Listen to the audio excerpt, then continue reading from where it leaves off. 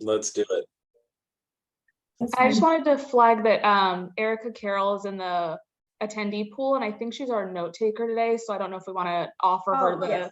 It's up to her. She can, if she wants to be promoted. Okay, great. I just wanted to flag that for No, Kim.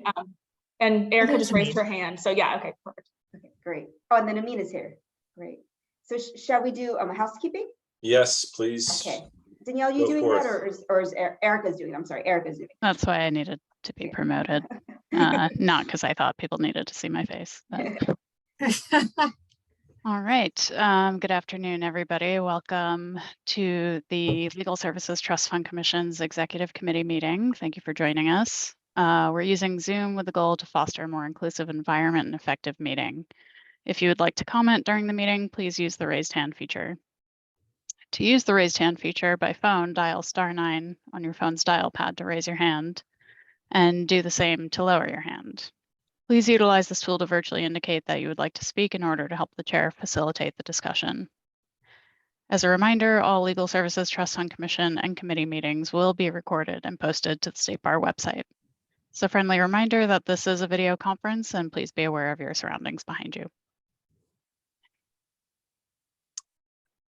All right.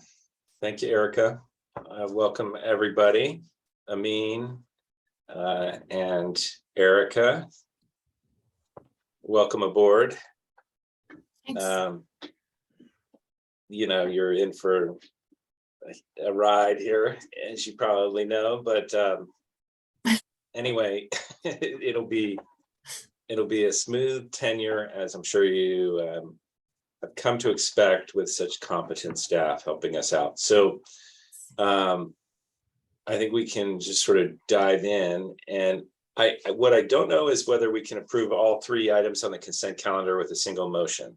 We can, but before you do that, can I do roll call vote? And then yes, yeah. Okay. And before that, I just also wanted to say welcome to everyone. This is the first official meeting of the new term. I mean, September 1st. So you guys, we're out first meeting. So welcome. Let me do roll call. Al-Saraf? Present. Connolly? Here. Schreiber? Here. Okay, we have quorum. I'll do liaisons. Selena?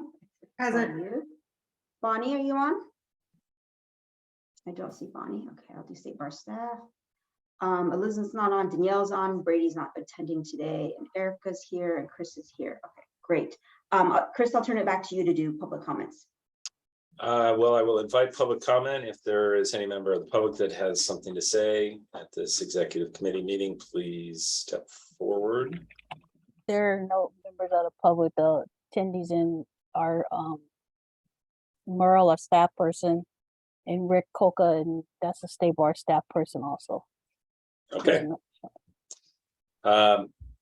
Selena, anything you have for the group right now? We'll open it back up later if needed. Yeah, normally I just join these in case there's a question for me. I never have any presentation. I'm just here to answer questions if needed. Sounds good. Okay. And then your question, Chris, about you could do it in one vote, all 3. Okay, great. So just working through the agenda, we've got 3 items on the consent calendar, and they are approval of the meeting minutes from the last 3 meetings of the committee. And by my look anyway, it looks like it is the dates are, sorry, it's May, June, and July, but now my screen has May 31st, June 13th, and August 2nd. So I will entertain a motion to approve those minutes. Yeah, and I was just going to say, you don't have to be at those meetings. You can approve by confidence here. I'll second. Great. Al-Saraf? Yes. Connolly? Yes. Schreiber? Yes. Motion passed. This is kind of funny being in like such a small committee. I agree. And I've always thought it was strange that you could move and then not vote for it, which I don't even really know if that's possible, but we do this anyway, so Yeah. I go along to get along in that Robert's Rules of Order. So next on the hit parade here, Danielle, I think this is me handing off to you to present.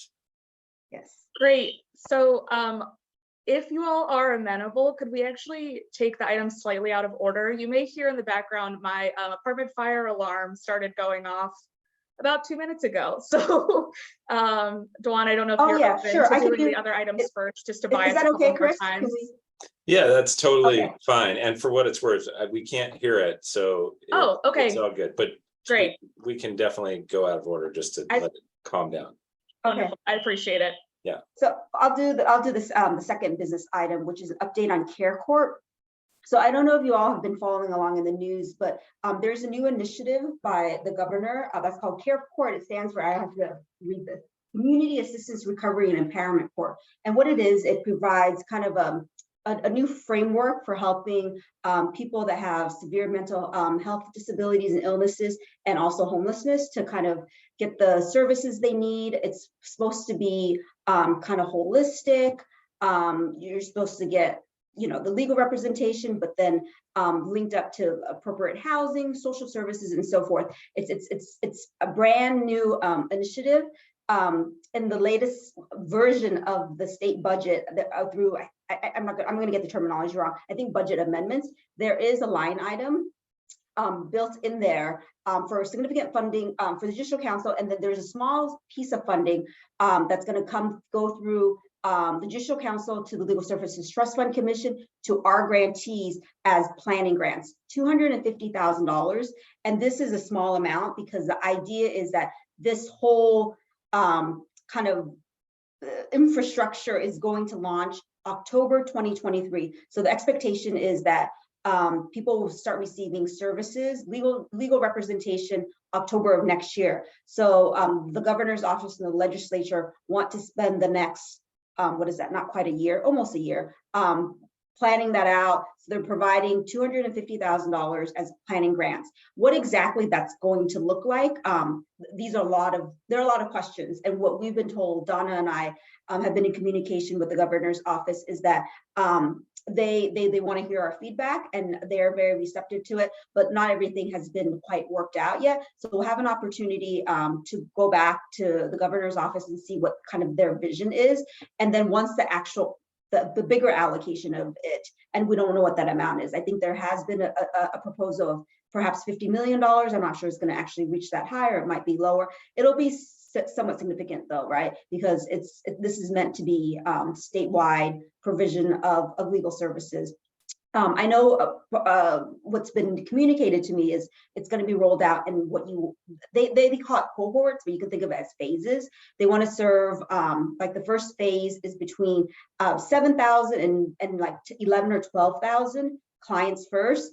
They're trying to figure out how many counties it is. It depends, right? So they're going to go with some of the larger counties. It might only be 2 or 3, but if they're spreading it out across, then it might be more. So all of that is going to go into play in how we distribute the planning grants. I think we're gonna have to move pretty quickly, but what the exact timeline is, I don't know. I think everything is really like in flux right now, but that's kind of the latest thing. I think it literally passed this past weekend. We actually just got the heads up about it maybe 2 or 3 weeks ago. Before, what was in a proposal was just the Judicial Council, and not the Trust Fund Commission. That's been added very, very recently. So I think that's pretty much all the information I have. I try to do a lot of research, but what's in kind of mainstream media is pretty much what I said to you. But I'm trying to get more like information and exactly like what the vision is and how this is going to play out, because there was a version of some legislation that I saw that said that if our legal aid providers can't provide the services, it will then go to the public defender's office. So I'm trying to figure out like how that intersection is. Are we cutting a check to the PD's office? Are we purely a pass-through, or is there some other expectation that we need to like monitor? So I don't know. Those are all like pending questions. So Dawn, can I ask a quick question? So when you say like planning grants, and totally fine if you don't actually know the answer to this, but is the idea that we sort of to legal service organizations that are interested, we give them like a few $1,000s to kind of figure out if they can do it? Is that kind of what you're envisioning? Yeah, Okay. I think that's what the legislation was really slim, and Yeah. I can't remember right now the phrasing. I'll find it and I'll email it to you guys. It's really Okay. short, that paragraph. It doesn't have a lot of information. We actually had to loop back to programs, and Selena might know more. Back to the DOF to see. I was a little surprised it's only 250,000, to be frank with you. Yeah. Maybe it was a technical error and that 250,000 was for administrative costs to plan. But when we went back, it was indeed for the, and it says this, it's just, I thought it was a technical error, that it's for the QSPs and support centers to plan for this pot of funding. And Selena may know more. Well, I'll start with the question that Erica just asked about that funding piece. I can't help but laugh, y'all, because this feels like surprise. State Bar Trust Fund Commission gets to administer some money that you didn't ask for. But specifically with the $250,000, I've heard from some of the support centers that they are interested in training. And so it may be possible that some of the planning grant could be trainings. I know, for example, we have a lot of experts in our community around health and disability access, and they may want to do some very, very good trainings for the attorneys who eventually will be in these courts. And when we've been talking with the governor's office, we've made it very clear that legal aid almost unanimously is very opposed to care courts. But we all knew it was going to go forward. And some legal aid offices said that they would opt in, but they wanted to be clearly in opposition to being created. But then once it is created, they might be willing to do representation. But everyone has been, I think, very vocal about the need to have very competent training for these attorneys who will be doing the work, and perhaps a lot of social workers and other staffing involved. And LAC thought that the Trust Fund Commission sorry, y'all, we think you're the best people to do these grants, but we still don't know what it's going to look like either. And like Dwan, we've been talking directly with the governor's office.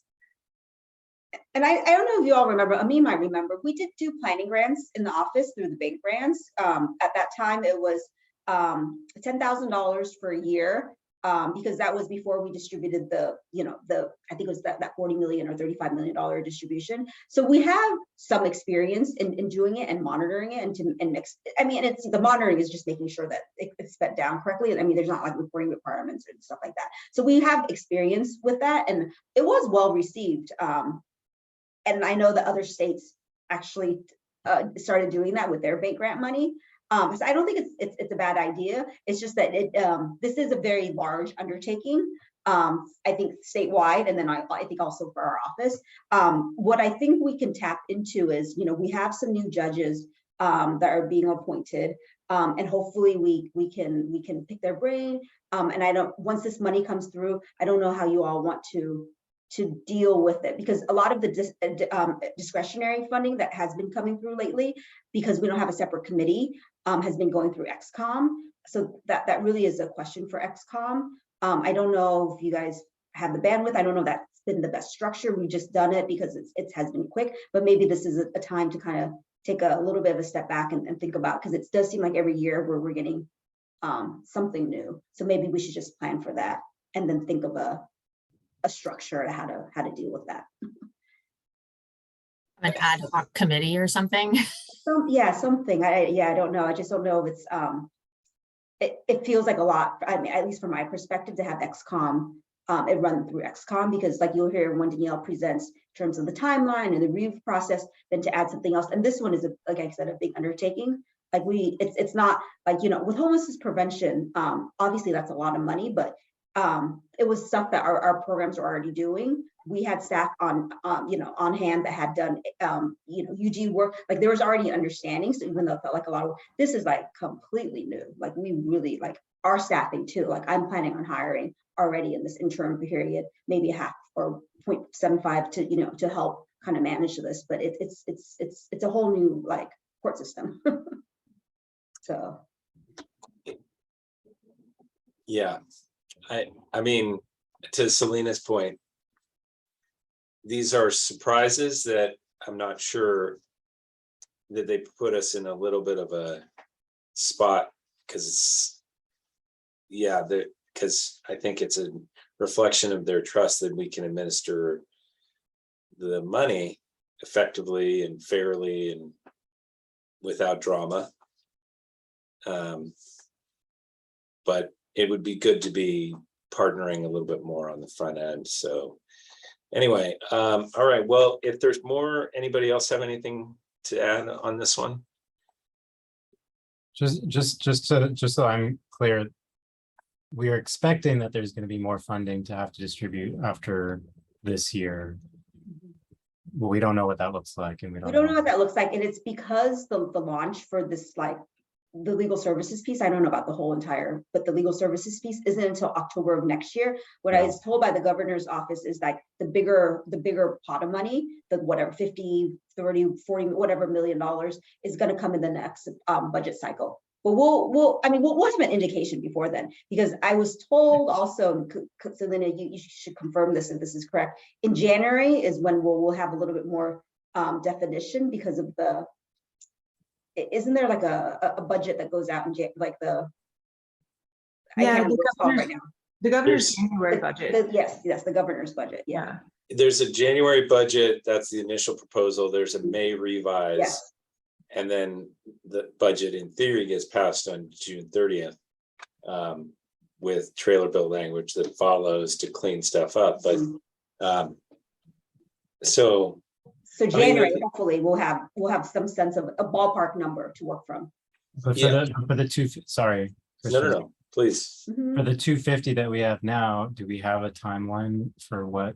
Yeah, so the 250, it's a little, this is always a little bit awkward. When it goes through the Judicial Council, the state budget doesn't quite align with our grant making system. So the state budget is from June to June, right? So they passed it, even though it's like, they only just passed it. It's like from June to June. So we are in right now a contract negotiation with the Judicial Council. We're always during this time of year, even though like technically that funding is already available. Technically it's already like been earmarked for us at the state controller's office, but because it's running through the Judicial Council, it's going to be a contract, the state bar and the Judicial Council, and we're going to have 3 contracts this year, and then probably this one, either this one's going to be tacked on, or it's going to be a 4th contract. The first one is the EF contract, the second one is the homelessness prevention, and then the consumer debt contract that Danielle's going to talk about, and then this one, Bonnie and I actually haven't talked specifics where there's going to be an addendum. I think it's probably going to be a 4th contract. There was one year we tried to combine it, and it didn't look. So that's all to say, once we have the contract, we'll then request payment from the state controller's office. But I think when it's in print, we just plan as if the money's in our bank account, because it's earmarked for us. Well, I mean, as you know, Juan, because we've talked about this both privately, just you and I, and then publicly in these meetings, my concern continues to be that these funding choices made by the legislature to give money not only to the commission to oversee in trust, but also to the legal services community as the end recipient, does sort of run the potential to set us up for failure if it's not really all the way thought through. So on the one hand, I have this gratitude that we're being entrusted and that money is being directed into legal services projects and care, legal assistance for the indigent. But I also have this, countervailing concern that the community is going to be left holding the bag when critical pieces of planning have not really been considered. So anyway, it's a tension. I'm not sure there's anything to do about it today or at this meeting, but it is something that I hope sort of trickles back, because as a matter of public policy, I guess I just feel sometimes the thought is, let's throw money at a problem, which might be a good thought, but how you throw the money and where you throw the money and the way in which that money is ultimately expected to be put to use requires a lot more thoughtful planning. Yeah. So anyway, like I said, I don't think there's much to do about it today, but it is sort of lingering in my head here that we need to be mindful of that. And Anybody? Selena, Go ahead. Go ahead, Selena. I I'm in complete agreement with you, Chris. And the one piece for this funding, at least that's helpful, is that originally care courts were supposed to start in July of 2023. And so we were supposed to somehow get everything to start at the beginning of the next state fiscal year. And I think the fact that they pushed it back to October is helpful because we will be able to use the time to plan. And I think that there's still so many details specifically with care courts that counties don't know what's expected of them. Kim McCoy-Wade is the governor's advisor on aging and other issues, and she is very committed to hearing from advocates. I know she's talking with Dwan and Don, and she's been talking with us. And so I think it might help her to know from a grant making perspective timelines that the Trust Fund Commission needs to know. Because I think the worst case scenario is that you find out on June 30th how much money you're supposed to grant that's supposed to start on October 1st, because organizations will need to hire up, and the planning grants are not enough for organizations to hire and train. They need to hire and train, they need to be posting in June and July. Applicant pools are horrible right now. And I think being very clear with Kim about what is necessary in terms of the Trust Fund Commission's timeline and what you need to approve grants, I think she would really appreciate that input. Sorry, I just have like one more like big picture question, just to make sure I'm understanding. Longer term, is the idea with these care courts that the legal service organizations are going to take all of the representation of folks who are not prosecuted, but whatever the term might be? Well, I don't know if it's the Diverted. Huh? Diverted. Okay, yeah. Yeah. I know it's but like it's a state, it's going to be a state action in some capacity, but is the idea that the legal service organizations are going to be essentially quasi public defenders with us? Well, legal aid and public defenders. I think that's why there is a provision that if the legal aid can't, then it's public defender. But in practice, how that's going to play out, that's a big question that I know that we've asked of the governor's office as well as advocates. Yeah, that's going to be tricky. Yeah, but like Selena said, the point person at she was really receptive in terms of she understands this is in a way like a pilot. The cohort's can be, the state bar itself hasn't usually opined on that type of policy level discussion. I mean, we're really giving perhaps opinion on the grant, the administration of the grants, but the Trust Fund Commission though. Certainly now with obviously your independence, if you wanted to play more of that role, I think that would be, up to you, you as an entity. Wait, what role? I didn't track. Like what you were saying, a little bit more of an advocate, because we do the advocacy in terms of the funding, but when we had the call of the governor's office, we didn't provide a yay or nay for this, we said that we heard that there were concerns where we wanted to have a conversation about the administration purely, whether it was practical and what the expectation for on behalf of the Trust Fund Commission and the State Bar were. But Chris, if you wanted to be more involved, it seemed like they're very receptive to feedback on I know Selena has been pretty much, LAC has been the policy, I guess, face of for legal aid on this topic, but I was saying the State Bar hasn't been. It was more of just the conversation about the administration of the grants itself. So, I mean, I guess I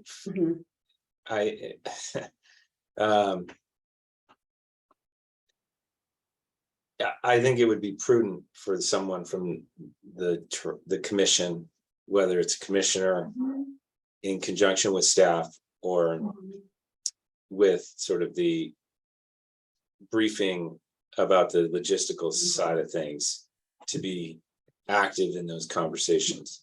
So yes, I'm also mindful that we're one entity in the bar, and yes, we do maintain and have achieved a measure of independence, but we aren't completely independent, and so I also don't want to sort of act out of school from whatever priorities the bar is operating with.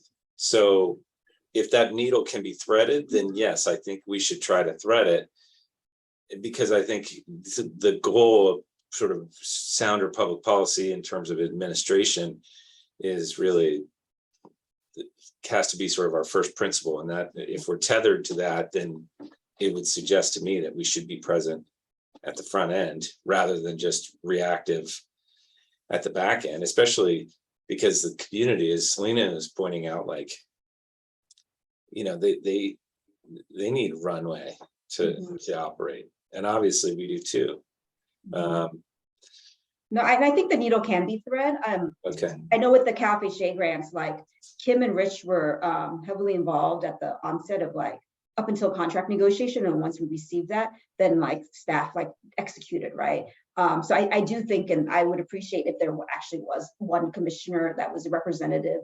So I'm not, you know, because speaking on your behalf out of term, that would be great. And also to have just another kind of ears and brain in the room, and we can discuss later. But then I think you all might want to think about then, is it one representative, or do you want to do like have that person come back and have a committee or a working group, or however you want to do it? And I can certainly agendize that for the next meeting. Or Chris, obviously you have the authority to just make a decision as well on how you want to proceed. Yeah, I mean, look, I have I think that it's helpful or most useful, or at least if nothing else, most efficient for this to run through the executive committee.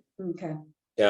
That's just my reflexive instinct, rather than to have somebody on the broader commission go and then like be reporting back. It just seems more efficient to have one of the three of us, Amin, and Erica and myself, to sort of be there. Yeah. Now, ideally, we could maybe split this. I will say that, and this may be impolitic, part of the ability to split it is related to how like-minded we are.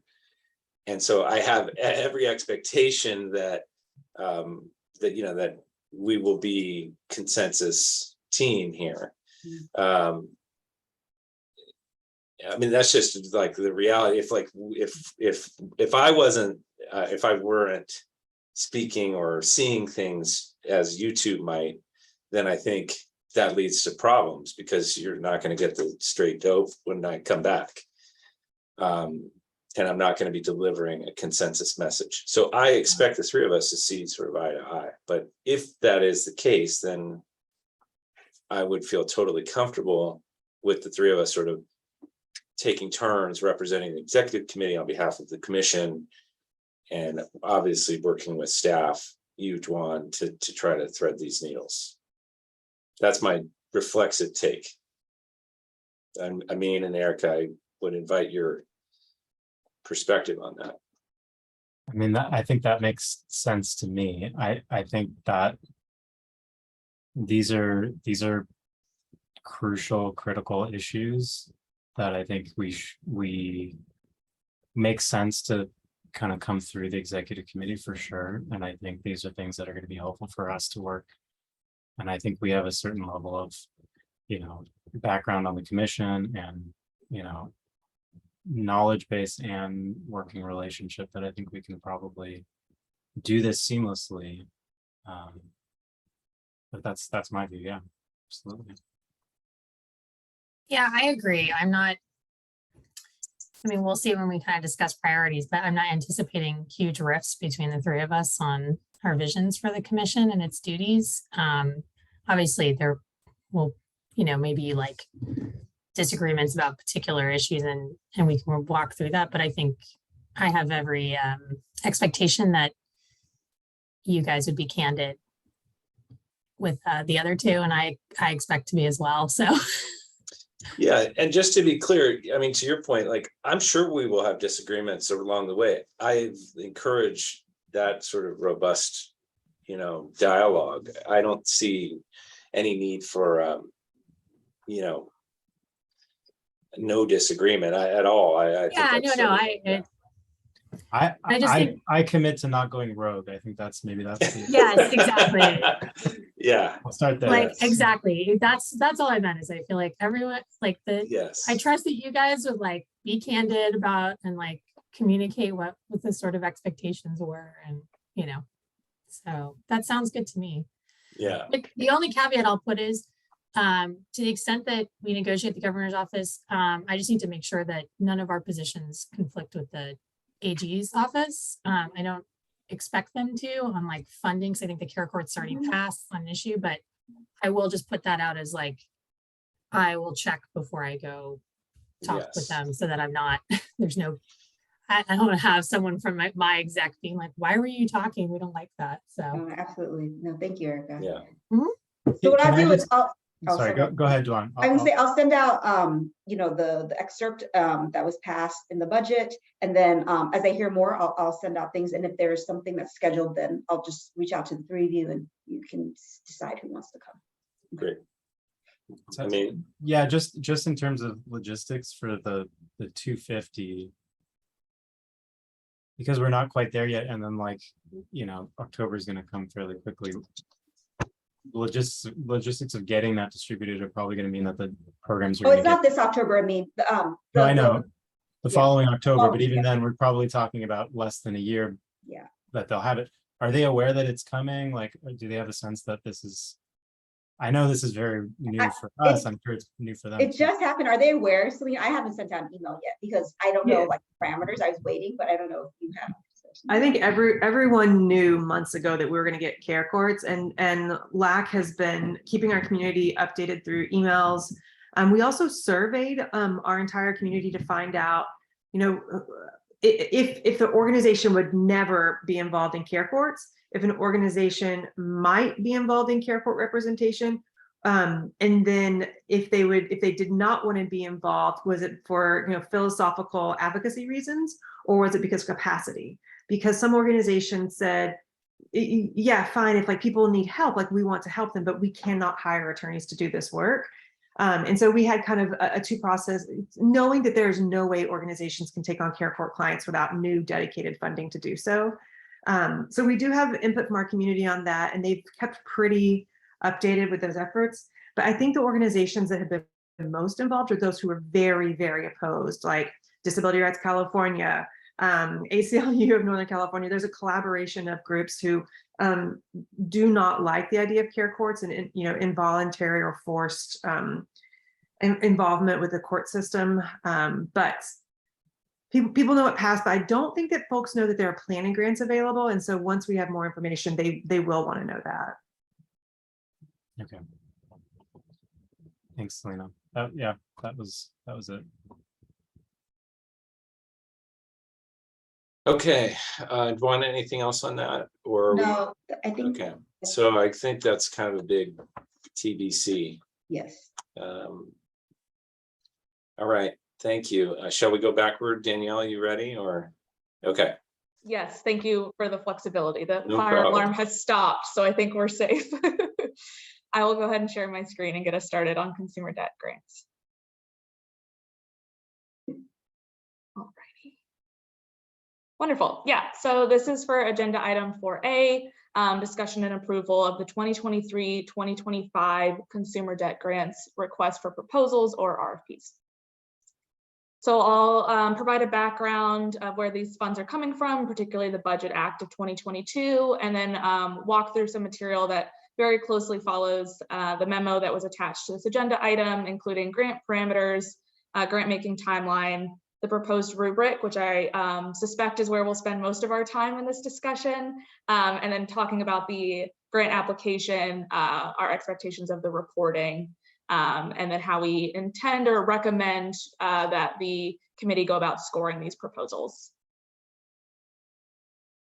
So first, in the Budget Act of 2022, there's an allocation for $15 million in equal access funds for grants to qualified legal service projects and support centers to provide civil legal services for indigent persons related to consumer debt matters affected by the COVID-19 pandemic. Of that 15 million, 2.5% is available for administrative costs, which leaves about 14.6 million available for grants. Any unused administrative costs, and those are administrative costs of both the State Bar and the Judicial Council, any unused administrative costs would be rolled into the bucket for grants, if you will, and dispersed as well as grants to the QLSPs and support centers. The Budget Act requires that this be a competitive grant process, that all QLSPs and support centers be eligible. It does have no supplantation language requiring that the programs not use this grant to supplant existing resources or funding. So if they want to use these funds for work that already exists, they would need to demonstrate a significant expansion of services, or they would be able to use these funds if what is currently funding that work is ending. The Budget Act also requires preference be given to QLSPs and support centers that serve rural and underserved communities. Of note, the budget language does not define what is a rural or underserved community. And then additionally, moving into grant parameters, these are not explicitly in the Budget Act language, but are recommended grant parameters from staff. The first is that we would recommend these be 3-year grants. The Budget Act does say that these funds are available through December 31, 2025. So we would recommend a one cycle 3-year grant period from January 1 of next year through December 31st of 2025. And the staff is also recommending that there be no minimum grant award amount, but a maximum of 1.2 million, which would be 400,000 per year.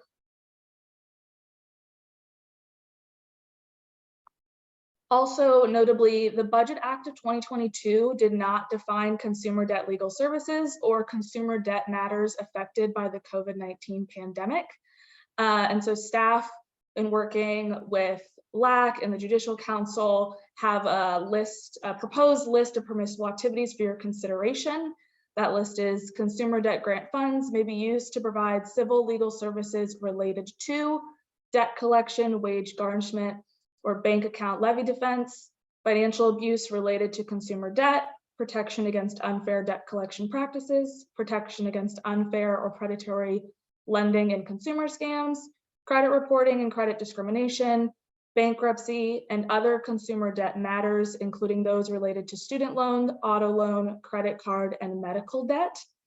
And what drove the drafting of this list was that we wanted to identify matters that were clearly related to consumer debt, and also have a link plausible link to being impacted by COVID-19 pandemic, as that's required in the budget language. Staff would recommend that we not include legal services related to government debts, fines and fees, and child support debt. Those fell outside of the scope of consumer debt in our conversations.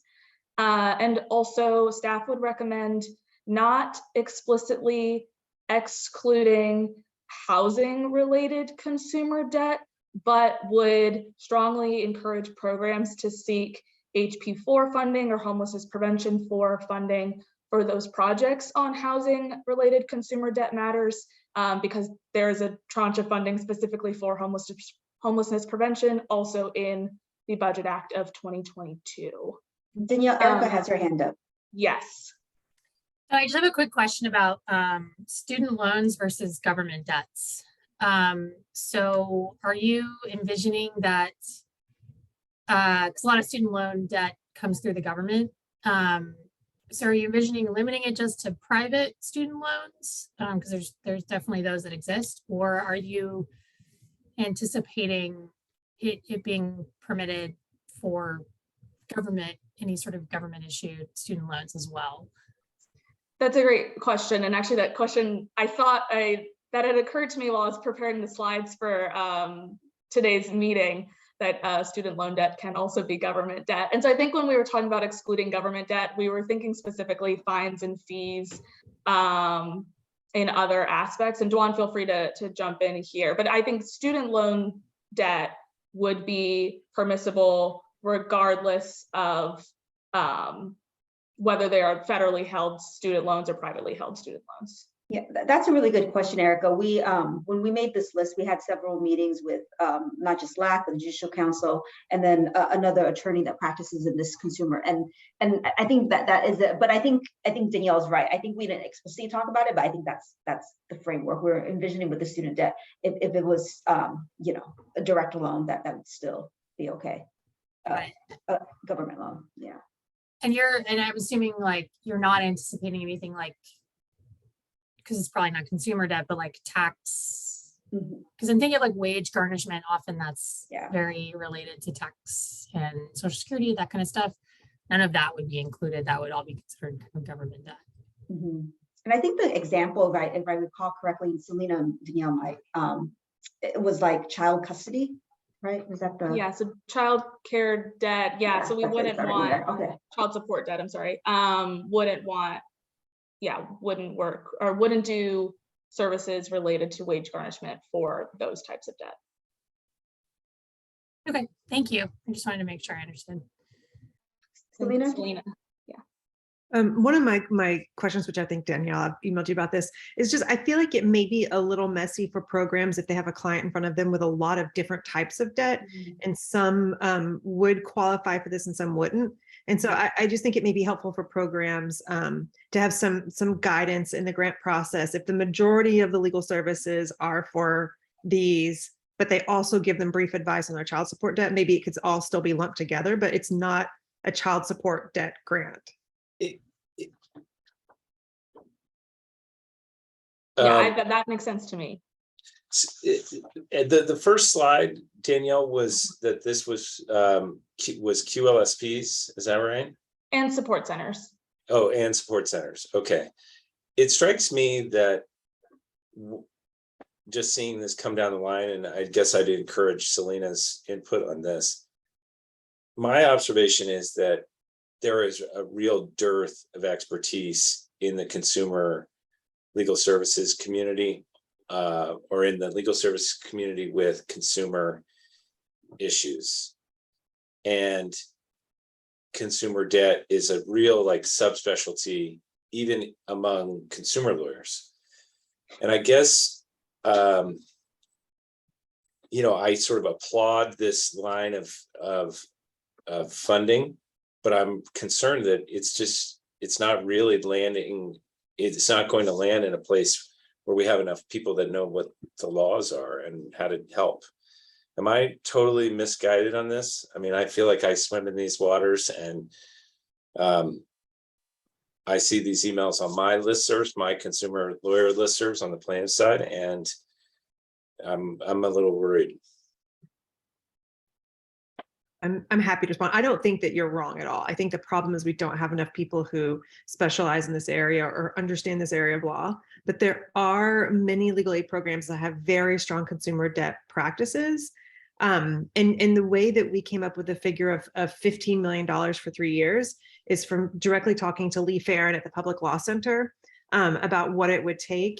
And her input and a few others was that this needed to be multi-year funding so that organizations could hire.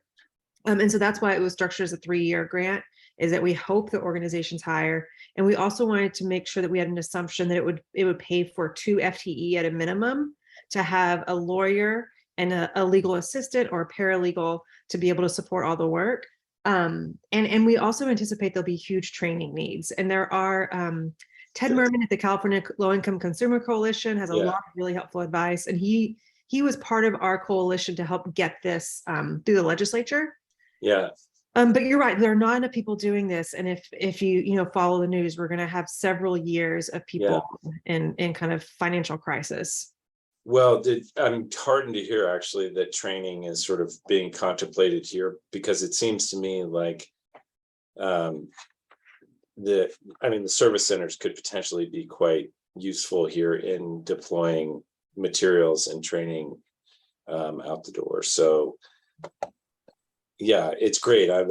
This is so overdue. But man, it is really, I get 10 of these calls per week, and these are very hard cases for a private firm to take. Yeah. When I echo Selena, like if you're just funding existing consumer debt lawyers at QSPs right now, there's not enough, but the idea is that with the funding, either that program will expand or encourage other programs to start up a new program. So, Erica? Yeah, so I just had a quick question. What are you kind of envisioning for financial abuse related to consumer debt and distinguishing that with protection against unfair debt collection practices? I'm just sort of trying to get kind of what you think are the examples. Sure. So Selena, are you okay? yeah, go ahead. The one example I gave to the legislature would fall under this. There was I believe this is a client at Community Legal Aid SoCal, where a woman's husband forced her to charge things on her credit card, guns, ammunition, a lot, like $6,000 in like 1 weekend on her credit card. And this was part of a history of domestic violence. And so then she had $6,000 of credit card debt specifically because of her abuser making her charge guns and ammo. And then they were able, Community Legal Aid SoCal was able to work with the opposing counsel and get, the credit card company, and get an agreement that this actually was coerced debt and it was not her debt. It was not consistent with any of her past practices. And so it took 2 lawyers to talk it out, and the credit card company erased the debt. And so that was the example we gave to the legislature, but there's also examples of financial elder abuse and using credit cards or using an elder's identity for financial reasons only. So so you're envisioning abuse by like a third party against an individual. I thought you were thinking like the lender was engaging in financial abuse. And so that might be really clear to the LSOs, but it might be useful to be a little bit explicit with like some examples, because I read that as lenders were abusing them, and I didn't understand how that was true with. So Erica, this terminology is lifted pretty much verbatim from our Maine Economic Benefits Handbook, so programs are the terminology, but I think we could do that though in an RFP, Danielle, just to make it super clear. We wanted to use pretty much identical language because there's codes that's related to it. So when they go to submit their reporting requirements, it links up. Their CMS system is already tagged a certain way. Yeah, that makes sense. This is just my but I think that's still good feedback, and I think we'll include that, or maybe what we'll do is link. I don't know if it's already. I can't remember, Danielle. If we reference the Maine Economic, because we can. It's programs are really used to it, but I think you make a good point. There might be a new program that's not as familiar with this area, that either we say explicitly, Danielle, in the RFP, or else we link it to our Maine Economic Benefits, the codes. I was also just thinking, like, even if you just like educated the commission when this goes, I mean, I guess it doesn't have to go to them, but like it would be good to for other non-LSO practitioners like me. That's all. No, I think it's helpful. We can provide some examples. I mean, we'll do a report back to the commission, and we'll build in some like real life example, like what Selena just shared.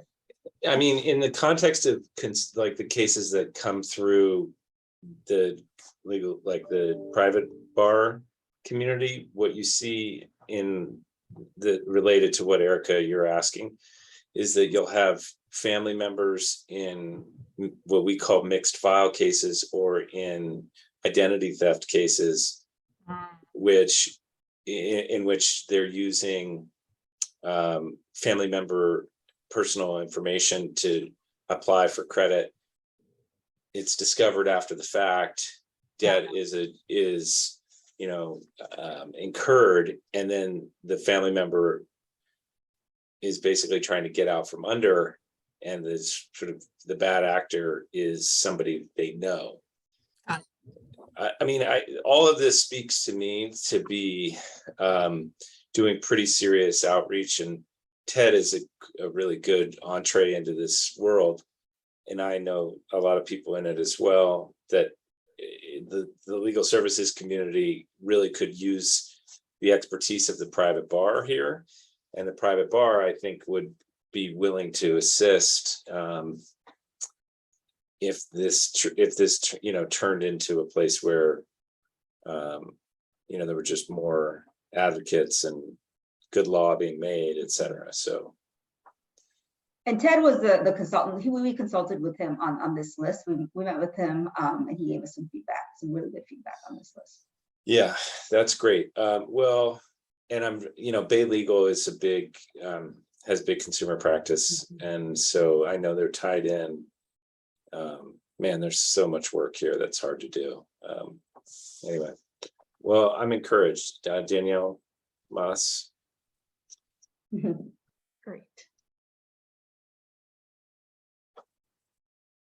Okay, we talked about this slide.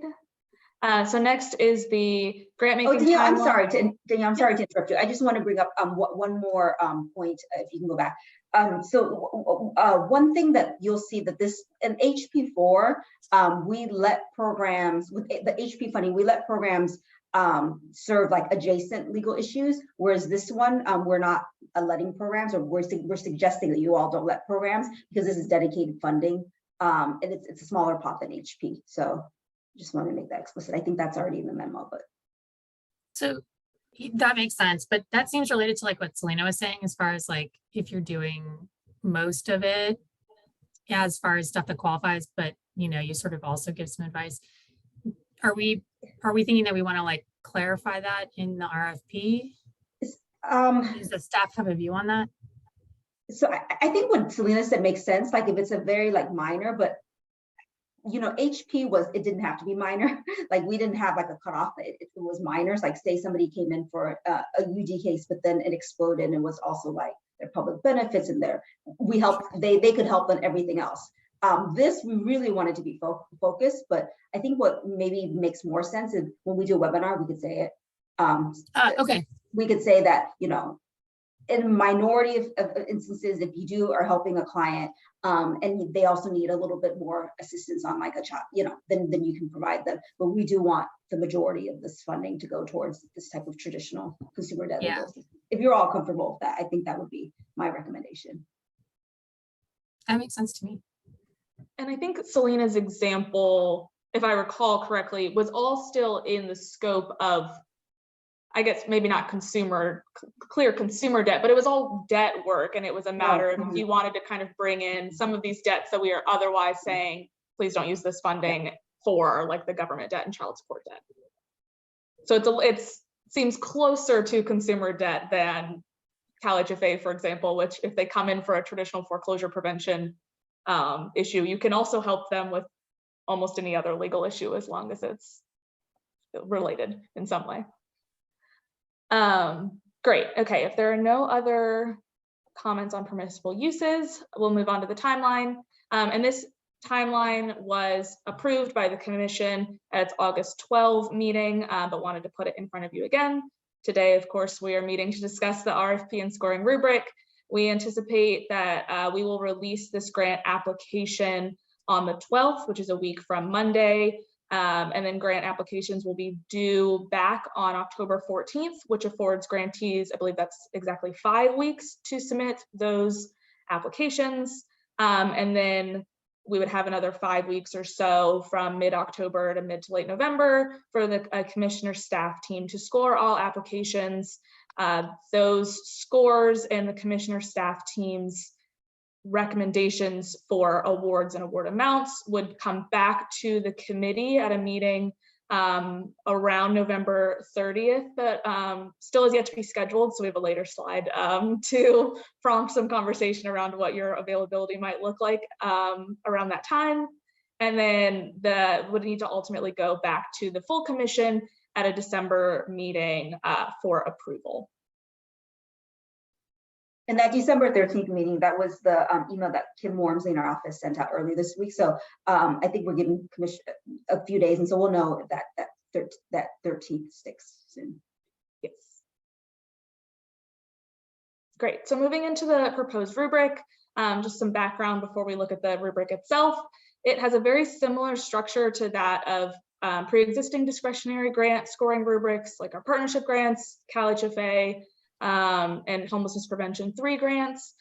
This is in an effort to promote predictability, consistency, and efficiency for our grantees. I will note the HP3 grants said focus on rural and underserved communities. This, we removed focus, the word focused. Those categories still exist, and I can talk about this a little more when we get to the rubric itself.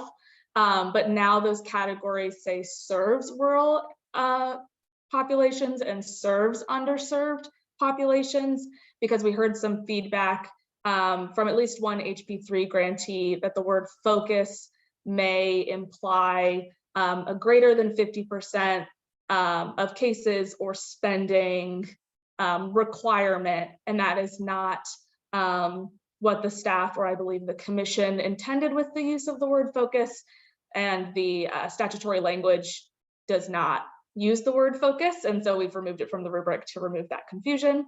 And again, you'll see it in the rubric itself, but otherwise it looks very similar to pre-existing rubrics. It also uses very similar terminology and definition to the streamlined rubric categories that were recommended by the Rules Committee. The new rubric feature, or consumer debt specific rubric feature, if you will, there's a special consideration category, which is not unique, but in this case, staff have recommended that the factor for special consideration be projects that promote long-term financial health, in addition to addressing the immediate consumer debt legal issue. There's some discussion around this in the memo, but I'll say it here too. I don't think staff is tied to this as a factor specifically. Okay, I think that it's, I'm sorry, I had a couple slides on special consideration specifically, so I'll just jump there. Staff typically recommends a special considerations row of some sort because it allows for variation in scoring, which can be helpful in determining which projects to fund and not fund. Without special considerations, you often end up with a lot of proposals that score 70 points, for example. And that special considerations row is often informed by a legislative preference or otherwise funder preference, like in Cal HFA's example. So with past grants, special consideration points have been awarded for things like evidence-based strategies, partnerships, a focus on serving folks particularly impacted by the COVID pandemic, but there's no such preference for this grant funding. So right now in the memo and in the rubric you'll see in a moment, we have this focus on projects that are addressing kind of long-term financial health, but the committee certainly would have discretion to choose another factor that they deem important or remove the special considerations row altogether. I see Dwan has her hand raised. Yeah, I was just gonna say, we don't actually have a strong, Danielle and I, opinion on the special consideration. I mean, practically speaking, it is nice to have a category where it's not just meets, exceeds, like you can give some more discretion. What happened yesterday, and Chris knows because he was in the homelessness prevention committee, what they did is they actually took out the special consideration category, and instead they're gonna do scaled scoring for the impact row, which is the top row, and which Danielle, so that's also an option. I thought that was, I think that direction was good for that grant. That is also something we can consider here too. Just to break up they tend to clump together. That's why with this type of scoring that we do, and that gives it some more variation. Great, yes. And so the only other notes I had on the rubric before we just jump into the chart itself is that the rubric, staff would recommend the rubric be used as a tool to guide evaluation. Therefore, scores would not necessarily guarantee funding, and the committee would be able to exercise discretion in recommending awards that fund, for example, a variety of different consumer debt services, different types of interventions, as well as promote a statewide distribution of those projects, which would necessarily require a post-scoring comparative analysis of those proposals. Okay, great. So I apologize, the text is a bit small necessarily, so this is all in one slide, but the rubric as proposed in the meeting materials for today would have a category for project impact and strategies. That's really looking at whether the work of the project and the impact that it would have on the target populations.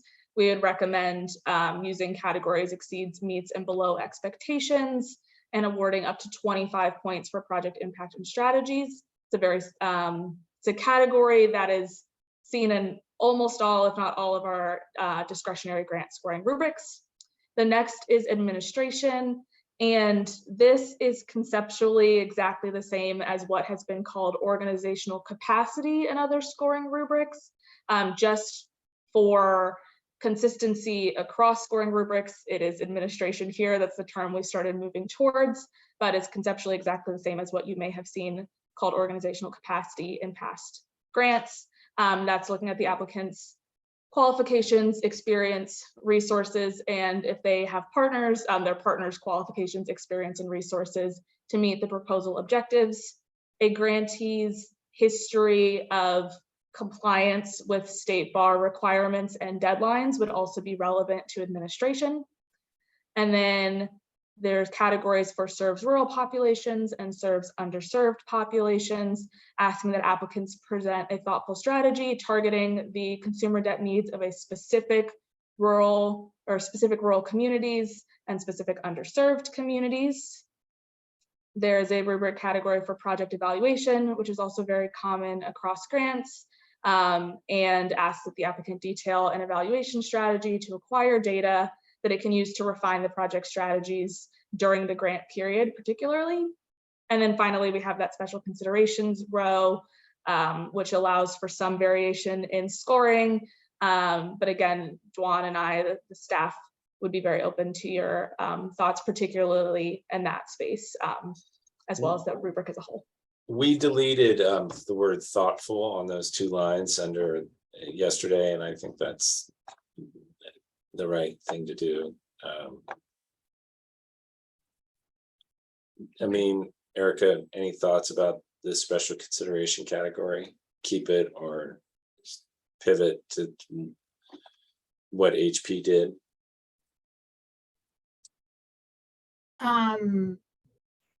What is, can I ask, like, why did HP get rid of it? I'm just curious what the reasoning was. For the special considerations Yeah. row. So that was a slightly different set of circumstances in that special considerations in that case was there actually was a statutory preference for partnerships that existed on or before, I believe, January or June 30th of this year. There was statutory language for a third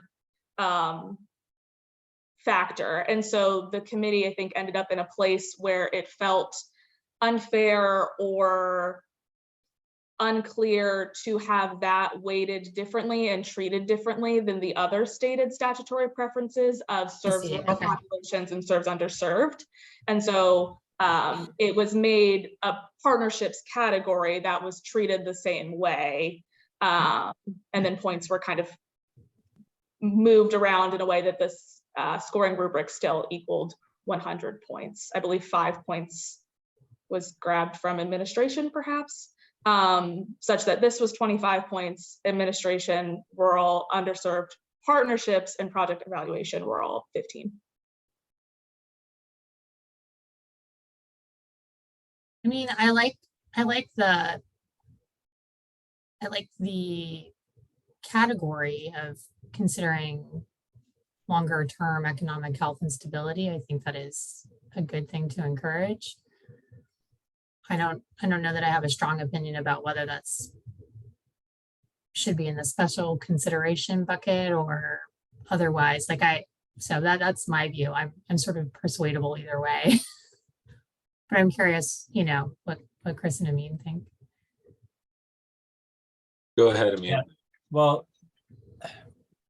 and I don't know if this was part of the discussion that you guys had yesterday, and I'm sorry again, for missing the meeting yesterday.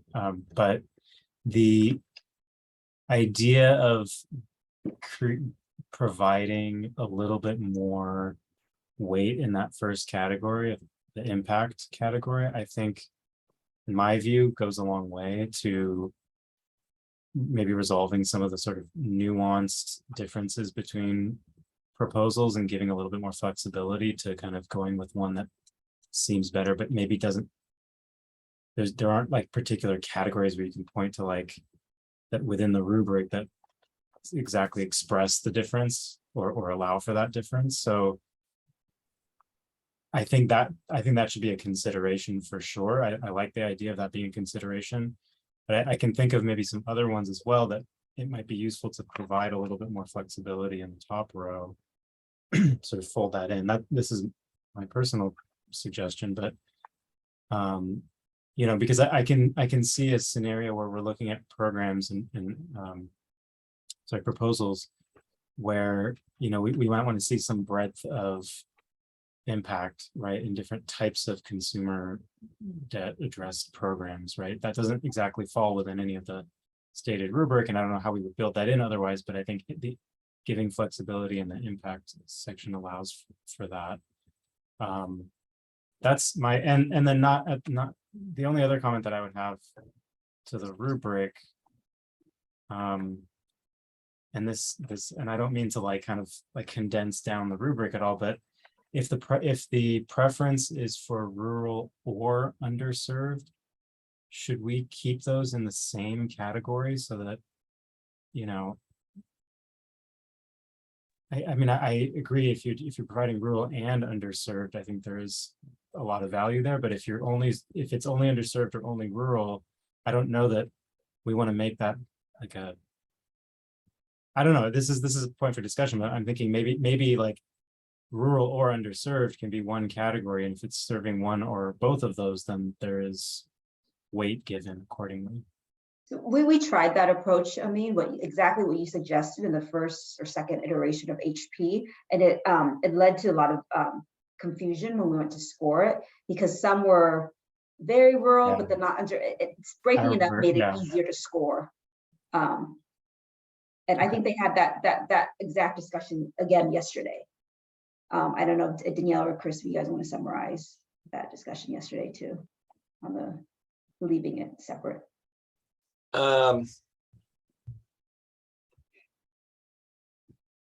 Well, other considerations or underserved populations in the homelessness prevention context is very broad, because it's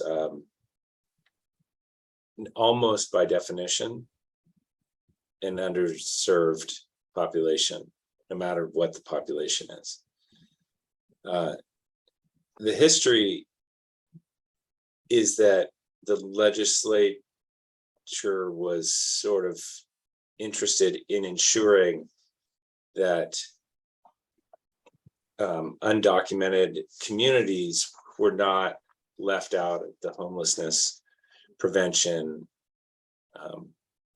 monies, because these organizations weren't reaching them in the first instance. And so it was an interest of the legislature in passing that money on to the commission.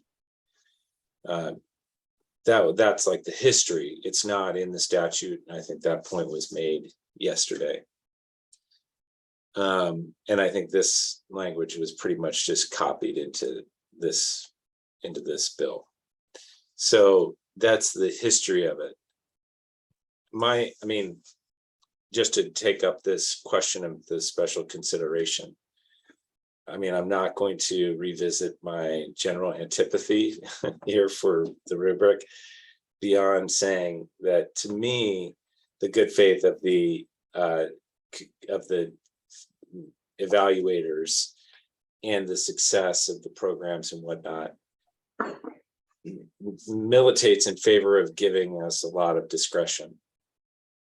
And I think we use it soundly, and I don't think we've been accused of using it unsoundly.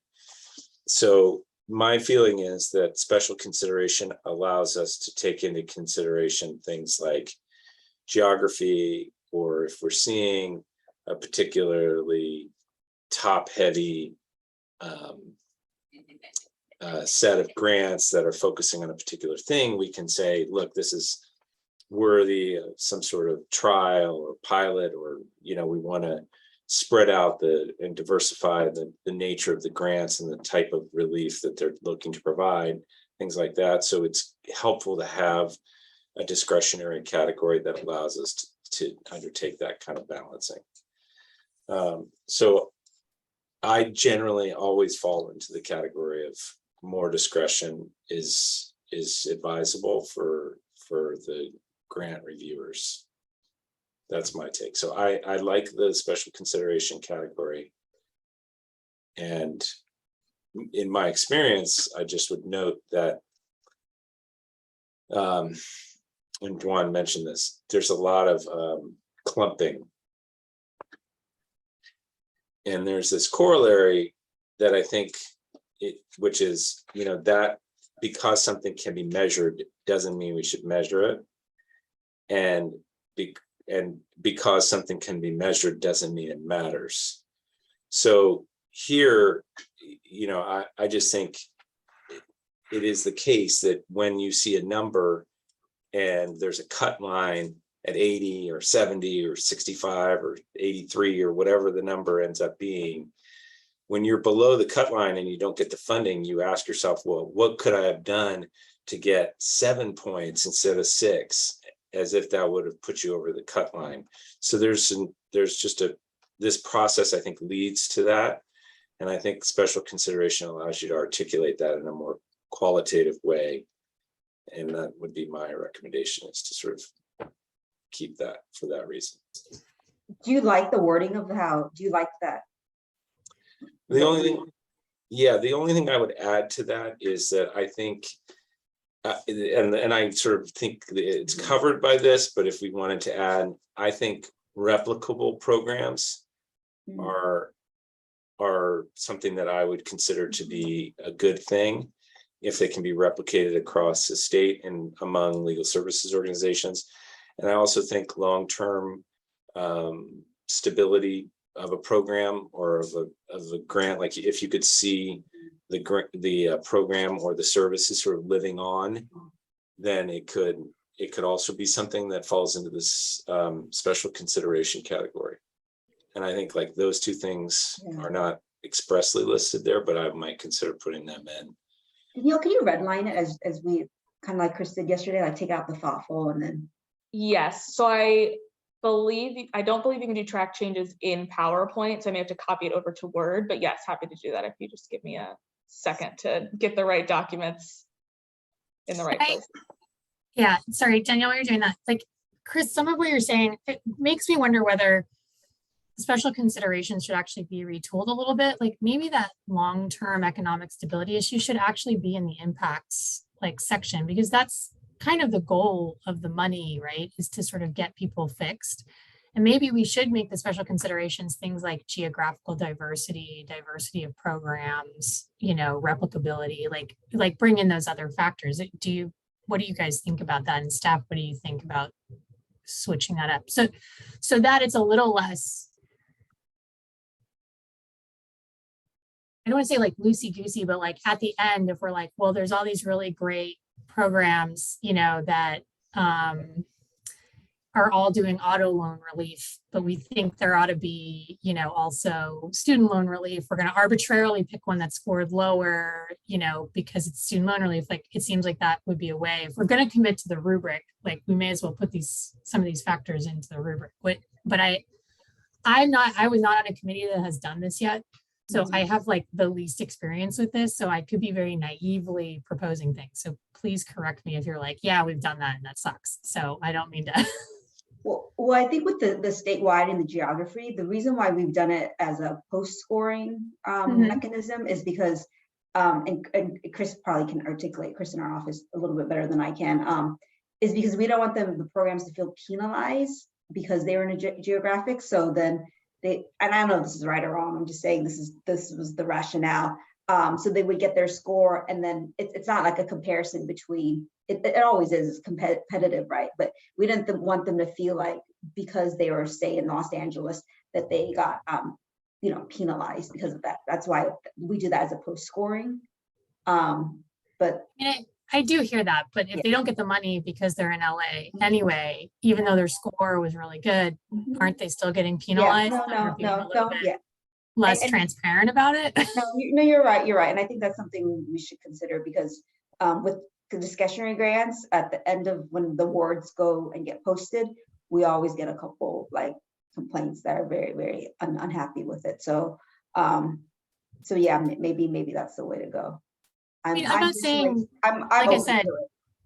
I'm just saying if we're gonna do geography, if that's gonna be part of the factors, maybe we should just be explicit, and then organizations can decide whether they actually wanna, you know, Well, like, the only, whether they wanna apply. I don't know, that sounds bad, but well, I think the thing is, so I think a couple things. One is I do think geography is encompassed to some extent by rural, by calling Okay, out fair. rural. So I think that's one sort of response. But I think the second part of it is that to the last point you made, which is that you aren't necessarily trying to discourage people's participation, but I think, like, I'm sorry here, State Bar staff. The challenge with a rubric just in general is it leads people to believe that, like, the quantification of these categories is something that allows programs to respond. But as the reviewers here, part of what we're doing is considering all of these things holistically. And I think, like, that really is our job as commissioners, is to consider the just to use your example, the idea that you do want programs to compete for this money. And if you're discouraging people on the front end, then in theory, as a public policy matter, you may be squeezing somebody out that has a really good idea.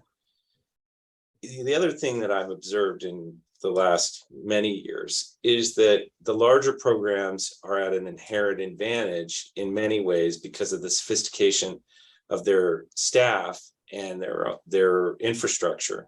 And it allows them to put together a polish in their grant proposals that sometimes the smaller and more the smaller programs, or the programs that are more challenged in finding consistent staff, et cetera, they can't quite get that polish on their grant proposals. And as a result, like, it really is incumbent on us to sort of see through that and to say, like, this we see what you're trying to do, even though, and we can have those conversations and whatnot. And then that ends up being reflected in our quote unquote special considerations that may elevate a program whose application just isn't as shiny. And so that, that is the holistic process. That's why I've been resistant to the rubric. But anyway, I lost that fight. I'm not trying to reopen it now. Chris, Can I was just, it replicable that you said? Yeah, replicable. Go ahead, so I think, so I certainly share your interest, and this is part of my goal here is I think the more discretion that we can have in this process, the better, and the more that we can kind of design it in a way that allows us to take into consideration these factors, some of which we know now, some of which we may not. Yeah, An idea of this is kind of where I think the challenge is that we don't necessarily know now what are the things that are going to make these programs or these proposals better or worse, or comparatively better or worse, right? And so I'm looking back and I realize the first category is kind of structured in the buckets of meets, exceeds, meets, et cetera. So to your point, I agree. I like the idea of having a particular number of points that's sort of discretionary to kind of mold it. But maybe we do that because I think the first category kind of encapsulates, like, this is how we view the program as a whole, right? And maybe instead of keeping it siloed in, like, it only gets 25 or 20 or 15 or 10, maybe we make that kind of an open range, and we can use them. I know we've toyed with these different ways, so tell me if this is like something that we can't or shouldn't do, but maybe that's kind of, then we don't have to necessarily delineate right now a particular set of criteria. And I think it also feels a little less transparent when you have like kind of a catch-all, like special considerations, or, just sort of when we can examine holistically and have more points to work with, frankly, because the more points we have to work with, I think the more that we can provide, 26 and 27 and 28, and those are going to create some movement, versus like if you only have 10 points, if you only have 15 points, like it's going to be a little bit harder. I don't know. That's What you describe, I mean, is what the HP did yesterday. So they still kept like the guidance of like exceeds, meets, but within that, you could do scaled. Yeah. Yeah, so this is, an example of how, this is how HP handled it yesterday. I think they actually moved below expectations down to 10, and so because 15 felt high to that committee for something that was ultimately being rated below expectations, but then they ended up with something that looked like this. Yeah, and so in this regard, I also think under special considerations, it doesn't necessarily make sense to have exceeds, meets, and below. So it's just and we don't. Okay, good. Yeah. Sorry. That's just an open. No, that's okay. Yeah. That's the one category that does not. Yeah. So I wouldn't necessarily expect you to know that off the top of your head, since all the rest of them do. Yes. But are you all suggesting that, so we're gonna have now 2 categories where it's like scale scoring? I just want to make sure we're reflecting kind of. I like the scaled scoring idea, because I think it gives us a little bit more room to distinguish among, you might find 2 programs, like to Chris's point, it's like, you might find 2 programs and they both, you think, exceed expectations, but one sort of is doing something, just a little bit, you think would be a little bit better or whatever. And I think being able to give it a couple more points, I think is useful, while still giving some transparency, right? I mean, it's still hard to attach numbers to all of these, although I'm not sure that I think going into a black box and then coming out with an award is that much better. I don't know. Like I said, I haven't had to do the rubric stuff before, so it sounds appealing and on its face, but I like the range. Okay. Chris, I mean, we on the same, you like the 2? Yes. Okay. And I would say if you were looking on the bottom there for under special considerations, it was both replicable, and then the other one that I mentioned, which it may be, is just, is this a sustainable, is the project sustainable, or is it beyond the grant period? Yeah, that's perfect. I mean, I think we want to say and I think we want to maybe break the replicable and sustainable into like 2 different factors, right? Yeah, because something might be sustainable, but not necessarily replicable. Yeah. And I just want to go ahead. Yeah. Go ahead. Oh no, I was going to say is I would, you just some way that they understand, like a group that is able to make it sustainable, replicable, and address long-term, like that's going to get the most points, right? Yeah. Do you think that the wording on the screen now does that? I'm happy to continue to tinker with this until you all are comfortable with it. Yeah, it's fine with me. I just wanted to react to one thing that Amin said, which I think is really true. And that is that we really don't know yet what we're going to see, which makes a predictive rubric, also more difficult, because just by way of example, the very forms of consumer debt and the method of collections, the creativity of debt collectors knows few bounds. And so I think we may start to see trends emerge that we don't currently have the ability to predict in terms of what organizations are seeing and how they want to deliver help. And I wonder whether, and I don't know if you guys have tried this before, but for special considerations, can we make it less specific? I mean, what I'm thinking is, can you say something like, the committee will consider special considerations, including but not limited to blah, blah, blah, to kind of give that space for what we don't know. In essence, like, if we like, essentially we get 10 points to kind of be like, wow, this is like a really interesting program. We didn't like sort of think about it. We think this is really cool. And maybe we commit to writing, you know, a little comment as to why we gave the points we gave.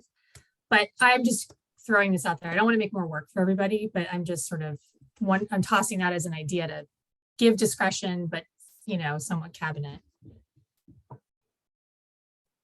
I don't know if Chris is responding. Go ahead, to me. Chris. Yeah.